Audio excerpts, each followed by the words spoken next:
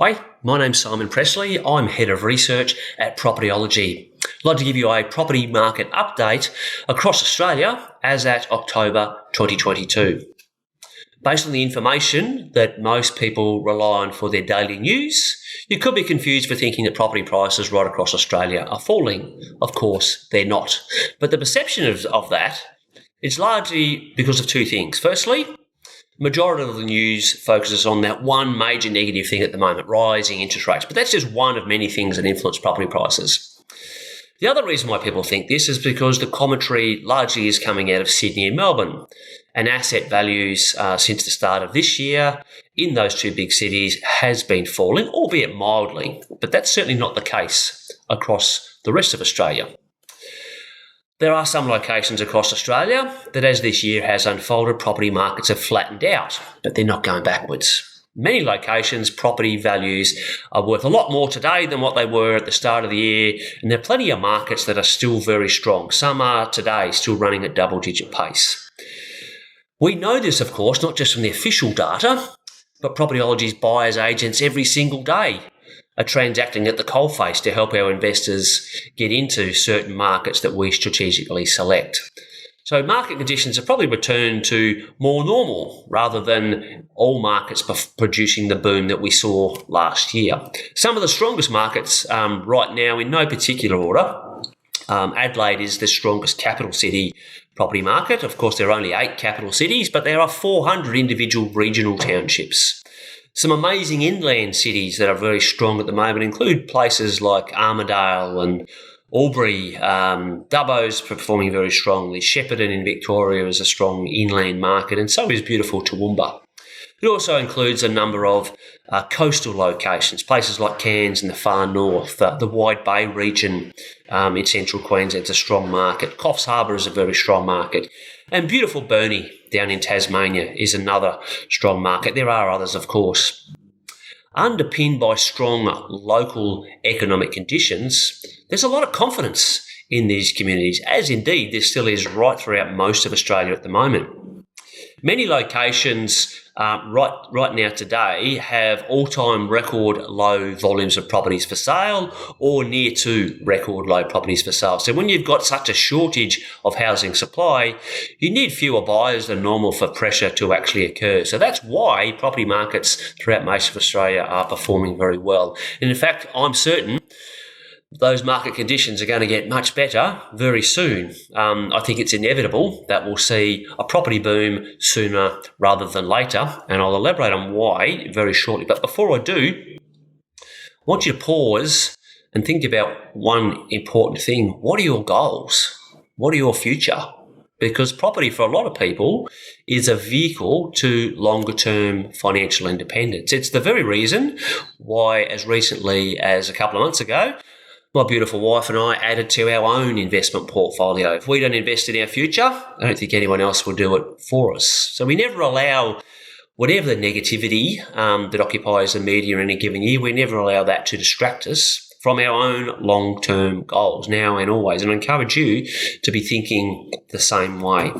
The property that we bought just a couple of months ago is already worth more than what we paid for it. A year from now, it'll be worth more again.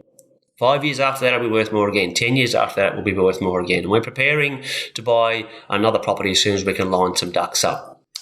So I want you to have a think about that and what you want to do for your future. Back to market conditions. I think the RBA is drawing very close to establishing what it might refer to as its new normal. Of course, they started increasing interest rates quicker than what they first anticipated, and they've gone up a bit higher than perhaps what most of us thought they might get to. But they're still relatively cheap, and households are flush with cash. More about some evidence on that statement shortly. It is inevitable, in my opinion, that those plonkers that we can call governments will soon be forced to pull a few levers to address the embarrassing rental supply crisis that's right across Australia. We don't have enough rental supply, and accommodation, the roof over one's head, is an essential commodity. It's something that we must have. So it's only a matter of time before the pain on governments becomes too strong that they get serious and address it, and when they go through their options, they realise there is only one option. There has always only been one option, and that's to get proactive to increase rental supply, which will mean more buyers of real estate, which will mean more pressure in property markets. Property market fundamentals. Let me share with you a range of dot points as to why they are so strong and why you should be putting these to good use for your future.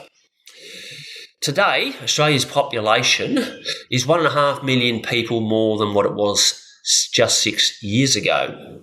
But the number of properties listed for sale throughout Australia today is 100,000 properties less than 6 years ago. So we've got a lot less properties available now than what we had 6 years ago with 1.5 million less people. There's pressure under the surface there and a lot of it.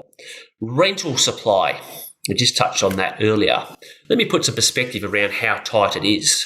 This time 6 years ago, with, again, 1.5 million less people, we had 73,000 properties advertised for rent. Today, with that extra population, we've only got 33,000 properties across the entire country advertised for rent. It's never been anywhere near as bad as this. Rents in large parts of Australia have increased by between $50 and $100 per week in just the last 12 months, and it is going to get ugly, very soon. Why? Well, here's the reason why. As recently as last month, all state governments and the federal government got together and unanimously decided that they need to add 200,000 skilled migrants to this country in the next 12 months and each 12 months after that. 200,000 people. On top of that, 500,000 international students have already started coming in. That's 500,000 per year on top of 200,000 skilled migrants. That's 700,000 extra people in a 12-month period of time when we already don't have anywhere for the existing population to live. Properties do not fall out of the sky, people, but properties are shelter, and shelter is an essential commodity. So those levers that I mentioned earlier that governments will soon be forced to pull, they could include things like stamp duty reform. That will encourage extra buyer activity. It could include APRA easing credit policy. They're certainly not going to tighten it any further. I think it's too tight already. If they relax that, that means more people can transact in real estate, especially in the investor space. We could see incentives for first-time buyers to help a tenant become a first home buyer. That will add extra buyer activity. They could indeed incentivise property investors. At the end of the day, it's the everyday Aussie property investor that is responsible for 91% of rental accommodation in this country. Australian financial capacity has officially never been better. Officially. Here's why we say that. In just the last 2 years, the average home across this country has increased in value by 45%. That's an extra 45% equity that existing property owners already have in just the last 2 years. The RBA says that household liquidity is currently worth $260 billion. Liquidity, that's all the cash that's available at call in things like offset accounts, mortgage redraw facilities and general savings account, flush with cash. Household mortgages, according to our banks, existing mortgage holders, or 35% of them, are more than 2 years ahead in their mortgage repayments. Good on you, dog. Wages. Wages are under increasing pressure because we've got such a strong economy. The unemployment rate has never been this low for 50 years. And on top of all those 800,000 jobs that we've created in this country in the last 3 years, today we have 500,000 additional jobs that we just can't fill. The businesses are booming. The average business's revenue has increased by between 10 and 20% over the last 2 years. They're advertising all these extra jobs, but the people aren't here to fill it, which is why pressure on wages is really starting to intensify. It is inevitable that we will have a property boom very soon because it's an essential commodity that we do not have enough of. So the key question is, with the fundamentals that I've just outlined for you, and those levers of which some, if not all, are likely to be pulled in the near term, how are you going to put them to good use for your future? Or will you continue to get distracted by the negativity, the drivel that's in your daily news? Your call. But here's what I believe. Asset values, which are already going up in large parts of Australia, will continue to go up in most parts of Australia. There are 400 individual townships across Australia.